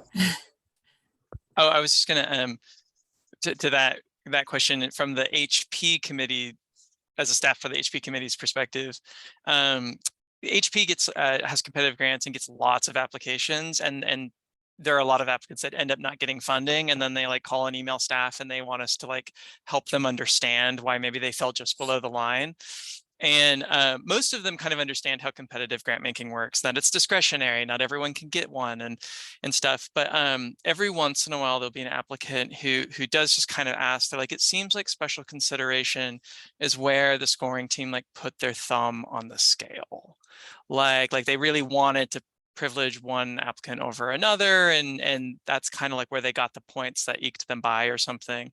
And so I think it's totally up to the committee what they want to do with special consideration, but like a factor to keep in mind is the more like specific it is, we can actually pose a question on the application about that thing. Like we could have a question about sustainability, a question about replicability, and then we can say, well, you know, boil down to like the level of detail in your response to that specific question. And it gives them a little something more concrete to be like, okay, I see. But the more like vague it is, the less guidance staff can give, and the more they're kind of left wondering if it was fair. That's not to say it's unfair to leave it vague. It's just kind of like how it lands with applicants that don't get the funding. Just something to think about. I mean, That's a fair point. I know one of the things that we've done, I don't remember where this was, whether it was HP or bank grants, but I think we incorporated a concept of innovation. Or there's some proposal is particularly innovative, and I like that in part because we could say unique or innovative, you know, include both of those concepts, but you know, those are like both vague and tangible concepts, I think, that might be worthwhile. And, you know, to Chris, your point, it would be interesting if there was a question in the RFP to that issue, to sort of like help tease out what are the elements of these programs that they think are unique and innovative, that set them apart maybe from what others might be doing. But I mean, and this is, and look, I don't know that we're going to create a process that is going to be, you know, everybody's going to think this is excellent and it's going to get to the right result and be fully transparent and, you know, like fully, you know, you can quantify every single point exactly to one thing or another. But I do think either a scenario like this where we have both, you know, sort of scaled impact and scaled special considerations, where we have like you know, the icing on the cake, or a scenario where we have like the holistic with more points, I think probably gets to similar result. But I think just anything that kind of gives us the ability to have a little bit of flexibility to do the comparison, that's really, I think, what the key is to be able to be comparative as between programs. you know, my only, and this is not a controversial statement, but I guess like any action we take elicits a reaction. So if we put, you know, hey, here's a hoop to jump through, the programs will jump through it on in how they respond. So I think we do need to be we need to feel, if it goes into the rubric, if it goes into the application, we need to be really confident that we want them to respond to that, because they will respond. And so if you say, and in my observation, going through both bank grants and then HP, like sometimes they are responding out of a fear that they're going to be penalized when in fact, like, it's kind of thin. Like, for example, and just as an, like, the reason why I think having special consideration married a couple of the concepts that Danielle's written out is because there is some, for example, worthiness to just like redoubling what you're already doing. Like, for example, Bay Legal, which I just happen to know, like, does a bunch of consumer work. Like, if they hired another lawyer and then just like were able to like double or triple what they're currently doing, like, that might be a really good outcome. We would call that replicable. I'm not sure it's sustainable if it's, you know, if they don't get alternative funding. It's decidedly not innovative. So what you end up seeing, and this is just a hypothetical, so don't feel bad, Bay Legal. I don't mean to be, you know, disparaging in any way here, but like, if we put it onto the rubric, Bay Legal will say something about how it's innovative. And I think, like, my view on that is that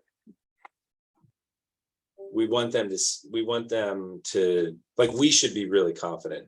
And by the way, I like innovation. I like that as a topic. But sometimes it doesn't apply, but everyone will mention, you know, we'll try to fit that in. Yeah.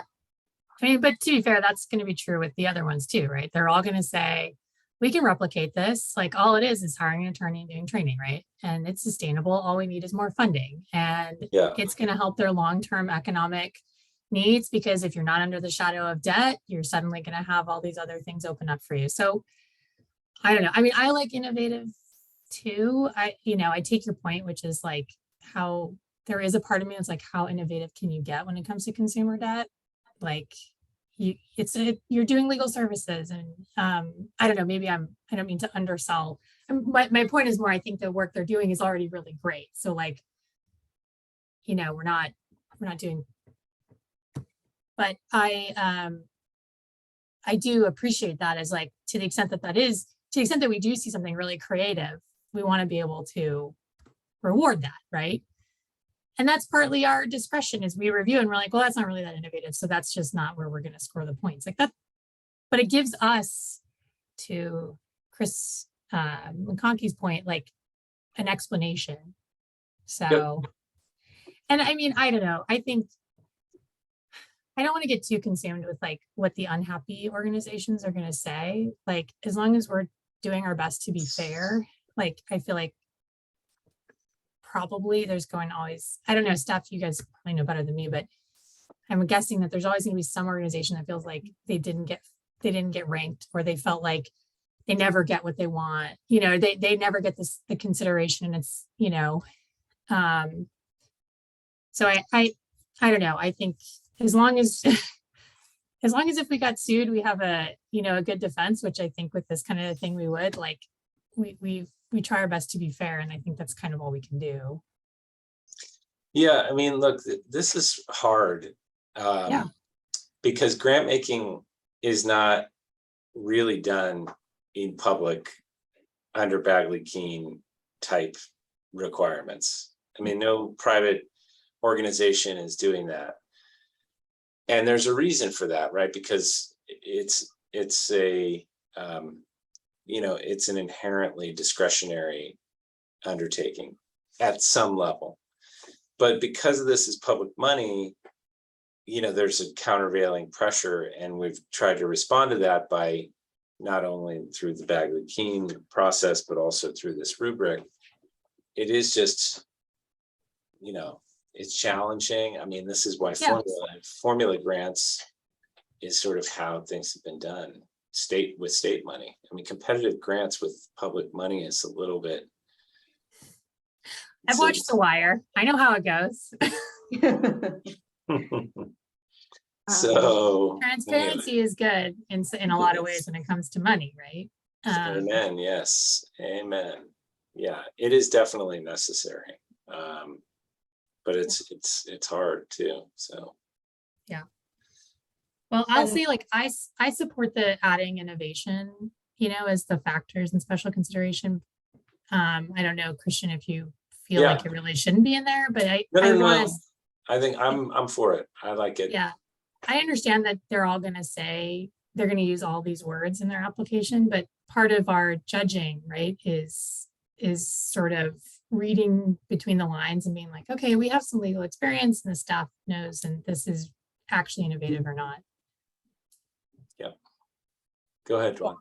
I would suggest not using the word innovative, just to say that, because it's not that, I mean, it's a meaningful amount of money that we're distributing, but I would say we should save and use it sparingly for like the really big pots of money, because it does that is a little bit triggering. Like they feel like, oh gosh, I don't have something innovative, I'm not going to even try. And for this pot of money where it is like, fairly traditional consumer debt type work, we want high impact, I think.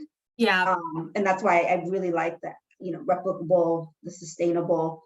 I think that gets to the heart of, like, I don't want to speak on you all's behalf, but at least like the staff's perspective, my perspective, to what we want.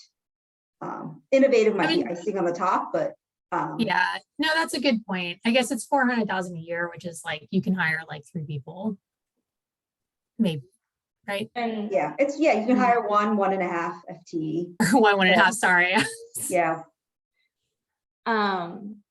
Yeah, my understanding, this predates my time at the state bar, but my understanding is homelessness prevention 2 perhaps had innovation, and that posed some confusion for the committee during scoring, or they ended up finding themselves asking, what does that mean for projects and organizations that are doing kind of bread and butter homelessness prevention work, but no works, as Christian Schreiber mentioned.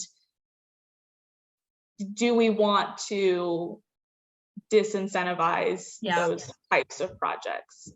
But we would, of course, defer to the committee's decision.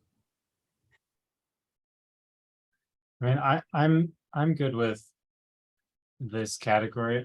I kind of like the idea that Eric had brought up about, maybe using like a catch-all phrase and saying including but not limited to these factors, so that it kind of gives a little bit more flexibility or discretion to incorporate other things. But being open and transparent and saying this is the category where we're saying these are 10 points that we can use to sort of set proposals apart from each other.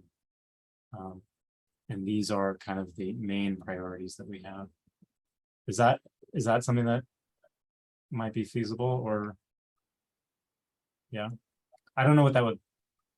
I think you just put it in, let me see.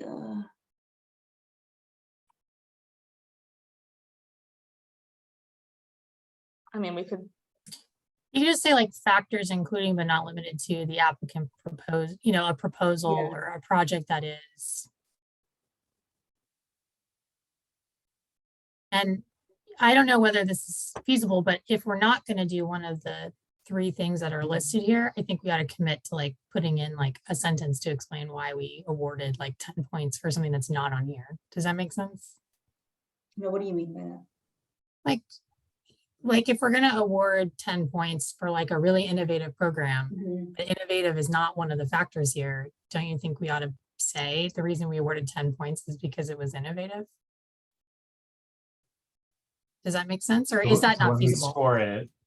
When we score, in other words, when we're filling out the rubric, we. Oh, gotcha. Oh, just to have it, I think that's a good idea. And just like a little comment that's sort of like, this is, if it's not one of these 3, we should be explicit, like this is why, what we saw that was special. I think that's a good idea. And we try to take good notes because like Danielle and Chris have already mentioned, we get exactly. That want feedback, and I think the majority just want feedback so they can improve, and then we do get pretty regularly the very angry ones. So then we can have something to respond to. Okay. When you guys get those angry responses, do you guys ever need like commissioners to help you with any of that? We have. Okay. And it depends on like the level of escalation.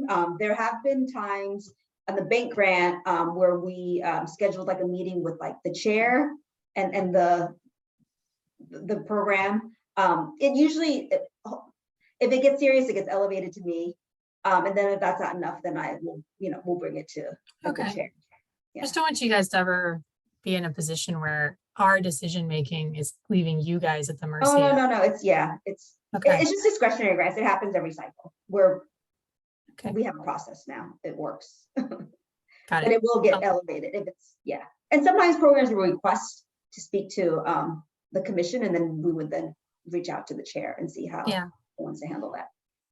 And the other thing is, One of the perks of the job. yeah, I mean, I know. I mean, the other thing is, there's no one here talking to us about it right now. This is a public meeting, right? Yeah, it's hard though, because it really, it's just an impulse. The impulse to sort of see 60 instead of 61, and to feel like, Yeah. if I'd only blankety blank, or if only we had said this. And frankly, my experience, that's not really the differentiator. Yeah. But it's hard to know that, because you're like a greyhound, in school. Oh, I'm an 89.4. Yeah. Yep. No, I get it. So. But I would say the vast majority of programs that come, and it really is well intentioned, and we try to work. That's when we want to give a lot of like information. Yeah, no, I understand. It's just hard, like if a program's coming in, that's not the intention, but the intention is to like. Yep. Yeah. I got it. Mhm. And I think, by the way, we are probably going to benefit a lot from having a smaller group doing this process than the bigger committee, where there are smaller, many different, we don't have to do the whole, calibration and all of that. So I think there probably will be a little bit more clarity to what is differentiating these proposals. So I just wanted to do a time check, Danielle. We have about 15 minutes, so I don't. Yes, thank you. The last couple slides I think will be quick, and then it'll just be a matter of crafting a resolution that accurately captures your changes. And then we just need about 5 minutes, Danielle, to talk about like logistics, who's scoring and all that stuff, and scheduling the meeting. Perfect. Great. And so the grant application would at a high level include a project profile, which asks high level information about the county served, the amount being requested, current funding, and a project abstract. Project description is what gets into the nitty-gritty details about the needs, clients served, resources, goals, activities, deliverables, their strategies for accessibility and evaluation. And then project budget, budget narrative, how the project or how the program proposes to allocate the grant funds to the project over 3 years, again, with a budget cap of 1.2 million total. And then they need to sign project assurances agreeing to general grant requirements and provisions. Because these grants are supported by Equal Access Fund dollars, they will likely require mid-year and annual reporting, in addition to a final evaluation. That has been the practice for Equal Access Fund. Generally, in the last year, I believe they added the mid-year evaluation requirements, and those reports go to the Department of Finance. Staff would recommend mirroring existing Equal Access Fund program reporting wherever possible. So that would be the EAF grants and the partnership grants. But we'll of course continue to work with Judicial Council to refine and finalize those reporting requirements. And then for scoring, figuring out the logistics of scoring all of these proposals, staff recommend a scoring team be used to review all the applications, including 2 State Bar staff members and 2 commissioners. The scoring team would score all the applications and make award and funding recommendations to the executive committee to be discussed at a November meeting. And then the executive committee would make recommendations to the full commission to be discussed at its December meeting, also to be scheduled. And this, Sorry, can I make a couple notes on the scoring team? Because this is a really small committee. If you do 2 or more, we're gonna have to Bagley Keen it, even though it's a working group, because it's a majority of the, so you have a couple options. We can do that. We can certainly do, 2 or even all 3 of you and have you review all of them, or you can have maybe a XCOM member and then maybe somebody from not XCOM. I mean, we could do it however you want to do. I just wanted to note the Bagley Keen issue. So just to be clear, if there's 2 from the XCOM, we hit Bagley Keen. Yeah.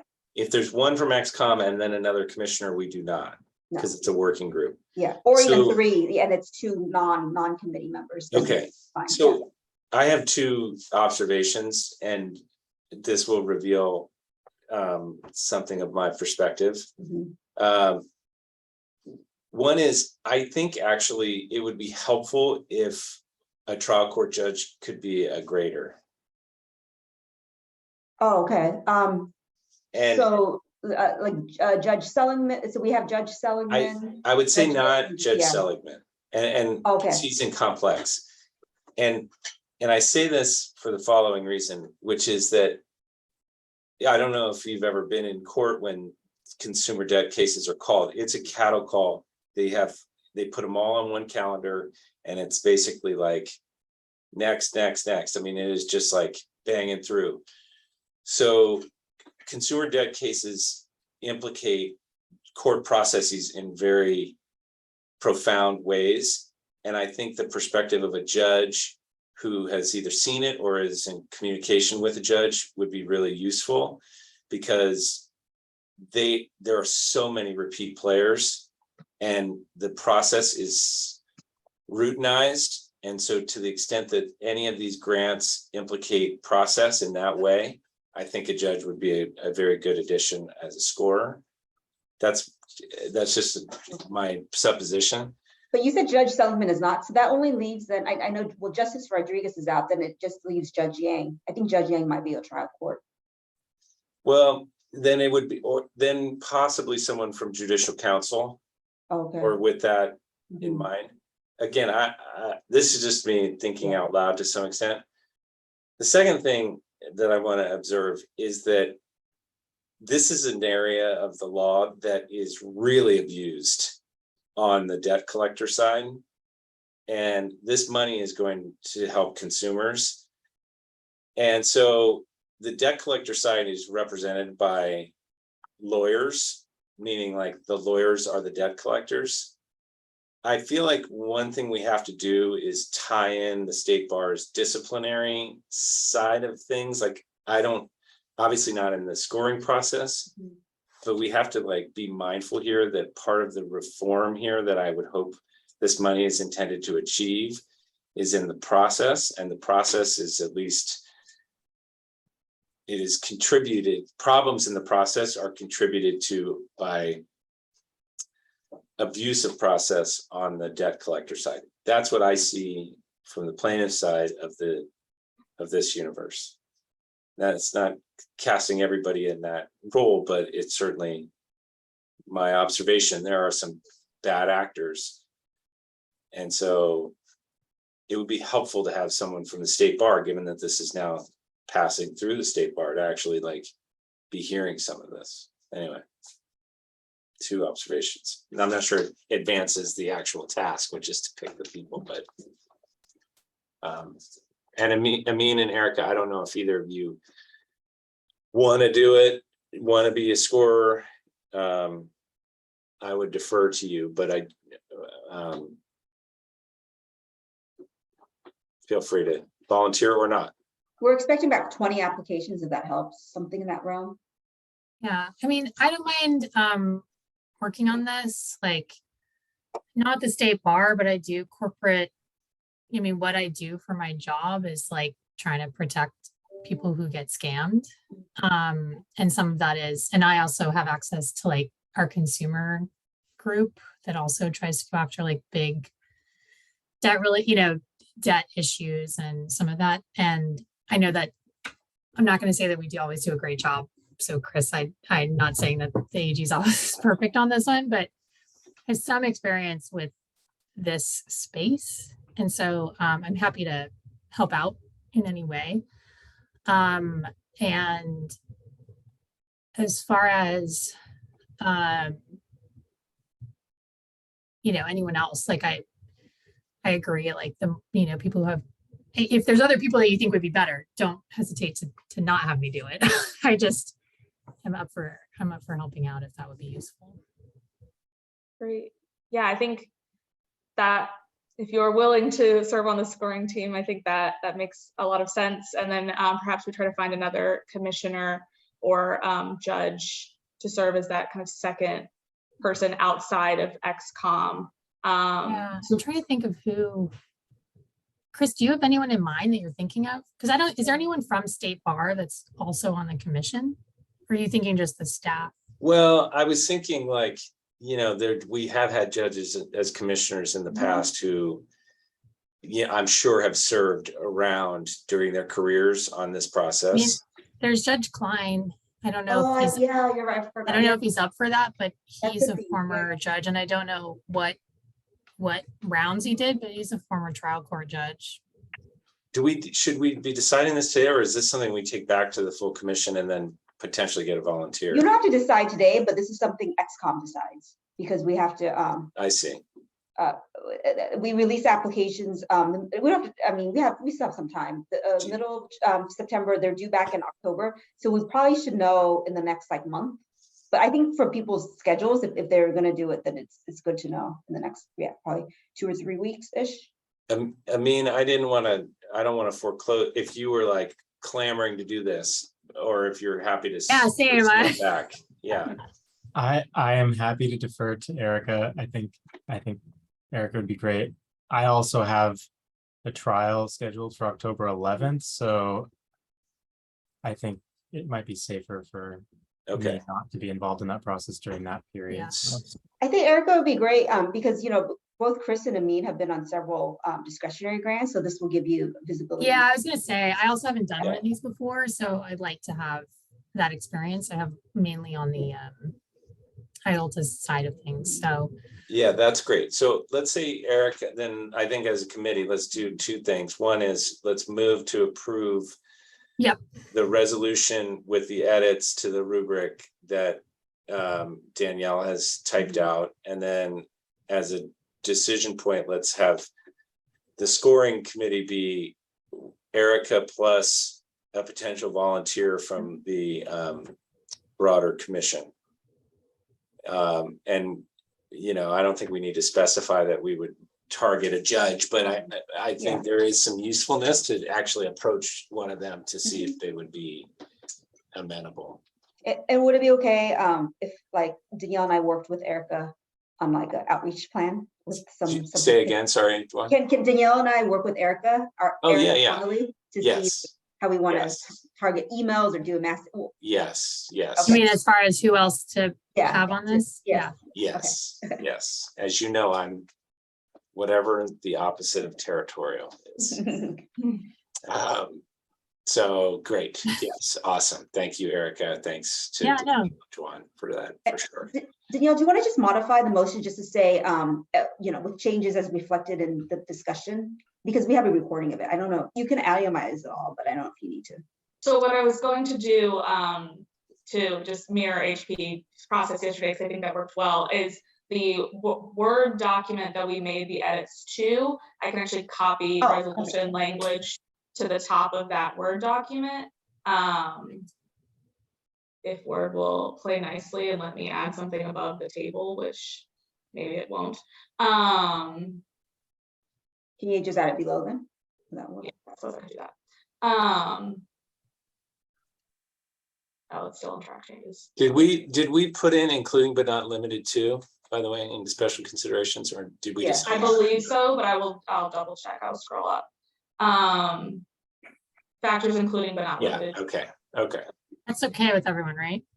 Yeah, I'm your man for that, for sure. So. Okay.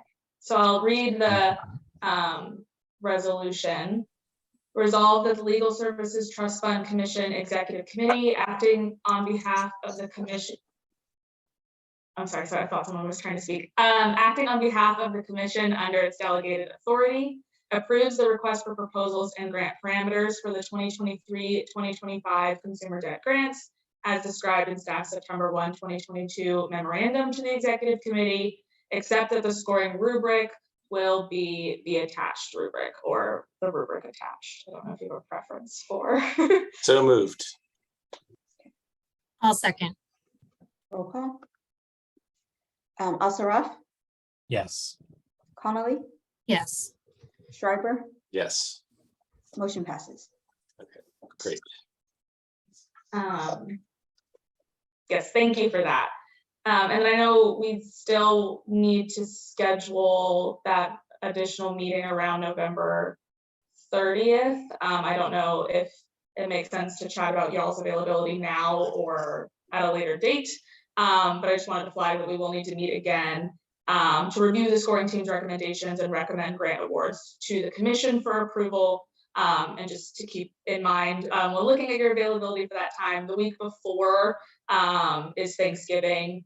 So Thursday and Friday are holidays. And then the week of Wednesday, November 30th, I believe it's likely that the HP Funds Committee will be scheduling a meeting for Thursday, December 1st to be doing basically the same thing for the HP4 grants. So just wanted to put those on your radar as you look at your availability that week. Yeah, do you have a date in mind that you want people to check right now, or do you want to? I think, I mean, Wednesday, November 30th is what we had in the timeline. I think that was kind of tentative date. But we have some wiggle room to go a couple days in either direction if needed for folks' availability. I mean, that's fine with me. If I travel for Thanksgiving, we'll be back by then. Same. And we probably won't be traveling, so. I mean, does that work for you? If not, we can circulate some more dates. Yeah, no, that works. Okay, let's just take it then, Danielle. 10 to 12, 12 to 2. What is your preference? Morning, afternoon? I don't know who you're asking, but if you're asking me, Yeah, I was asking preference. and me. Yeah. Afternoon is usually a little easier for me. Okay. Do you want to do like 2 to 4? Is that good, or 1 to 3? Sure. 2 to 4? Okay, let's do 2 to Either 4. one of those is fine. It's just most of my appointments, it's easier for me to schedule them in the morning to the extent they come up. Perfect. Okay, so we'll send out a calendar invite. And Chris, there was just one more agenda item. Yeah. But that was really a catch-all in case anybody wanted to talk about planning for this upcoming year. Yes, as my on my other board, the agendas all end with "What's on your mind," which I love. So this is that agenda item. Yeah. Do we have the committee assignments? So Chris and I met, and we have a proposal, and we're reaching out to Okay. commissioners, and that was one of the reasons, Erica, I wanted to talk to you after this. And Amin, you're next on my list later. Okay. This week. I guess the question. You're on 6 committees. It's totally fine. You don't worry Well, about I it. think that was part of my question was I was like, are we serving on multiple committees or? We're Pretty much actually all of us hoping are, only 2 for everyone, except for the new members. We thought 1 is probably for the first year, and then for all returning commissioners, generally 2. That makes sense. And then this is our XCOM, right? So Christina is not, you're going to be our sole chair. Okay. Just Yeah. wanted to kind of confirm. Yes. Cool. And keep in mind too, I mean, we have succeeded in sort of building a nice pipeline of people who applied, and it's going to be a lot more active in terms of the movement of members over the next every year. So it is incumbent on all of us to sort of keep that in mind, bring people into the fold, et cetera. So.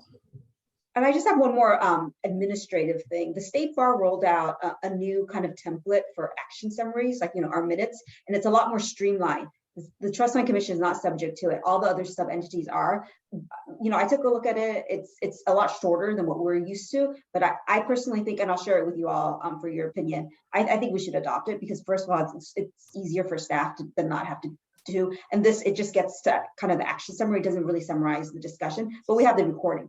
If we didn't have the recording, I would say let's have the longer action summary, but we have the recording, so I don't know if we need a play-by-play like we've been doing in our action And summaries. the recordings there's no cycle by which they're deleted or anything. They're just Not available. that I'm aware of. It seems like since they've been doing it, they've been on there. And maybe at some point, I don't know, 10 years down the line, they might say we'll only, archive whatever 3 or 5 years. But for now, it's all on the State Bar website. So I'll send it to you. You don't have to make a decision. I'll send it to you and you let me know your thoughts. I mean, I watch it like game film, just after the fact. I'm involved in the Public Safety Commission, like this local for my little town where we live, right? And I never got involved in like city council or whatever. They record every single one of the city council meetings. And I have had conversations with people like, yeah, I was watching it yesterday. And did you see that this happened and this happened? And I'm going, Yeah. Well, the school board meetings, that's where it's all about. yeah, I there need you to go. say, Drama. Yeah. Yeah. Good stuff. sorry, you gotta be careful even when you talk in these meetings. Well, True. But played back to you later. True. trust me. What is it? I saw a meme yesterday and it said, dance like no one is watching, but email like it will be read later. And I Having thought, been a defense Right. counsel in big law and now a civil, prosecutor, yeah, that's a really good suggestion. I agree. Okay, anything else? We No, good? Yep, thank you guys. Well, thank you, Look forward to staff. listening to you. Thanks, Selena, in your black box. There you are. Okay. And Sorry, I had thanks- distracting animals and I've been moving around my house. All good, all good. And thanks, Erica and Amin. Looking forward to having such esteemed co-members here. So pleased about that. Thanks, Ron. Thanks, Danielle. Thank you. Thanks, Thank you Kim. guys. Really Thank appreciate the work you. as Okay. always. Adieu. See you Bye-bye. soon. Hey, everybody.